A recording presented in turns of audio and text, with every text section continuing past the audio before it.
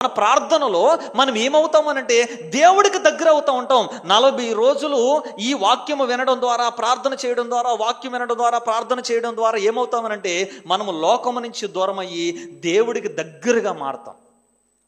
నాకు ఈ ఫాస్టింగ్, ఈ లెంట్ డేస్ గురించి పెద్దగా ఇంట్రెస్ట్ ఉండేది కాదు.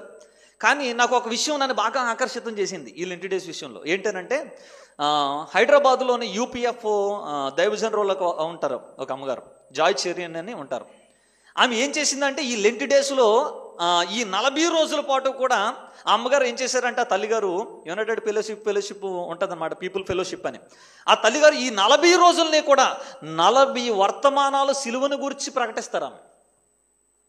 ఆవిడ వర్తమానం చూసినప్పుడు నేను చాలా మందికి చెప్పాను, పరిచయంలో ఉన్నటువంటి కొంతమంది స్త్రీలకు చెప్పాను. నేను ఏమని చెప్పానంటే, ఈ తల్లిగారు చెప్తున్నటువంటి ఈ వాక్యాలు వినండి, 40 రోజులు సిలువను గురించినటువంటి అనేకమైనటువంటి కోణాల్లో నుంచి దేవుడు ఆమె ద్వారా మాట్లాడుతూ ఉన్నాడు.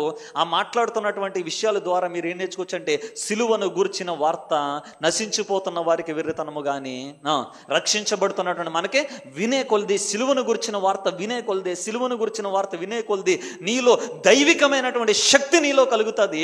లోకము నీలో సిలువేయబడుతుంది. లోకము నీలో సిలువేయబడుతుంది. సిలువను గురించిన వార్త వింటే లోకము విషయంలో నువ్వు సిలువేయబడతావు, దేవుని విషయంలో జీవిస్తావు, దేవుని విషయంలో నువ్వు బ్రతుకుతావు. గనక ఆ సిలువను గురించిన వర్తమానాలు ప్రతి సంవత్సరం 40 వర్తమానాలు చెప్తారు ఆమె. అది చూసినప్పుడు నాకు చాలా సంతోషం అనిపించింది. ఇలాగ నేను కూడా 40 రోజుల పాటు ఒక 40 సిలువను గురించినటువంటి అద్భుతమైన విషయాలు దేవుడి దగ్గర అడిగి నేర్చుకుని ప్రజలకు చెప్తే బాగుంటుంది కదా, యూట్యూబ్లోనో సంఘంలోనో ఇలాగని చెప్పేసి నాకు అనిపించింది. ఆ తల్లిగారు ఆ 40 రోజుల్ని అంత చక్కగా ఉపయోగించుకున్నారు. మనకు ఉపయోగించుకోవడం రావాలి. ఉపయోగించుకోవడం వస్తే బూడిదని కూడా జాగ్రత్తగా మనం వాడుకోవచ్చు. మనకు ఉపయోగించుకోవడం రాకపోతే పనికిరాదని మనం బయట పెంట మీద పాడేస్తాం. ఆ పెంట మీద పడేసినటువంటి ప్లాస్టిక్ డబ్బాలని వాటిని కూడా ఒక సంచి వేసుకుని వచ్చి ఆ సంచిలో మొత్తం అన్ని వేసుకుని వెళ్ళిపోతాడు. అతడు ఒక 500, 1000 రూపాయలు, 2000 నువ్వు పడేసిన వాడితో సంపాదించుకుంటాడు. అంటే దేవుని యొక్క వాక్యం విషయంలో మనం ఎలా ఉపయోగించుకోవాలి, సమయాన్ని ఎలాగ ఉపయోగించుకోవాలి,